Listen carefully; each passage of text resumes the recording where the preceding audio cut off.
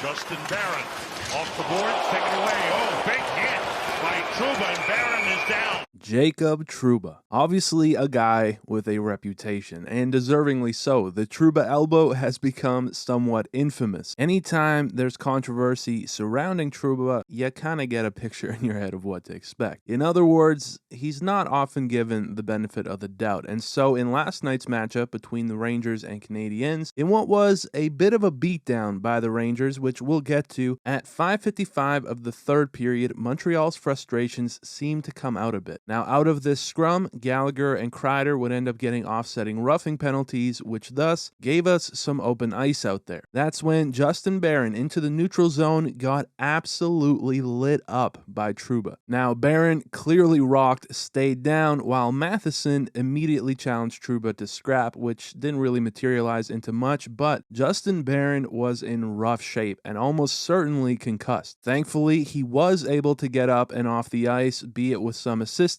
as you gotta hope for the best for the young man, who, is out with an upper body injury today. Now, out of this entire sequence, it was actually the Rangers who would go up on a power play out of it all. Matheson with 5 for fighting, but an additional 2 for instigating and a 10, which Marty wasn't impressed with. But let's take a closer look at it all, because again, it is late in the game. It's a blowout at this point, but you still absolutely have to be aware of number 8 being on the ice. Instead, Barron, seemingly not expecting resistance, enters the zone and got a little sleepy with it. The Trouba train was not going to just let him go, and he didn't. But the other thing is Barron's got his head down here. Then at the last second, he squats way down. You just cannot do this. You have to expect a hit, and with how low he got, contact is below the stanchion even. While Trouba does follow through, which does make it look worse, he did have his arm down, elbow tucked, and the initial point of contact is shoulder to chest. But again, with how low Barron is, the only option here to avoid head contact would be to straight up just not make contact. So in my opinion,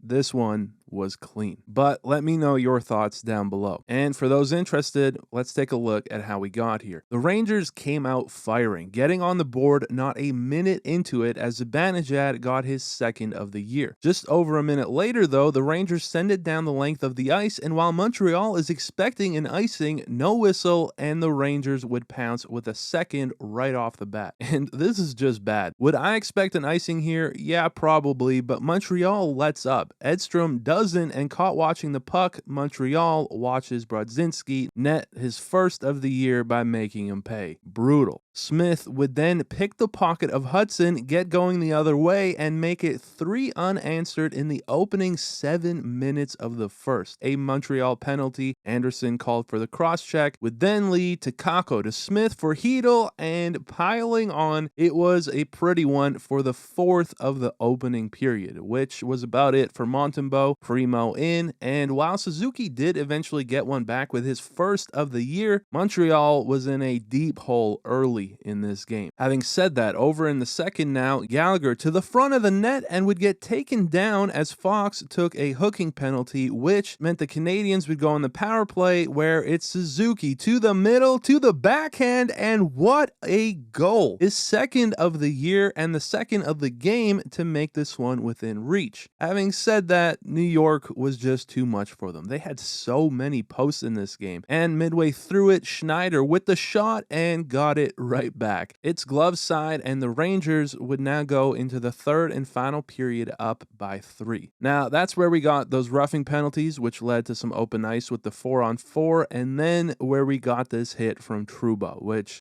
again, I think it's clean, but you guys let me know your thoughts down below. Regardless of what I think, I'm going to get lit up either way. But while the Rangers wouldn't score on the ensuing power play, there's a scramble in front of Primo, and Hedl would end up getting his second of the game. And if it wasn't a done deal yet, that was then followed up with Kakko just 40 seconds later, somehow netting his first of the year in what was a dominating game from New York, outshooting Montreal 45-23 as they would take this one 7-2 on the road. They're 5-0-1 now and set a franchise record with the longest point streak to start a season. That's about it for this one, though. As always, thank you so much for watching. I really appreciate it, and I'll see you in the next one.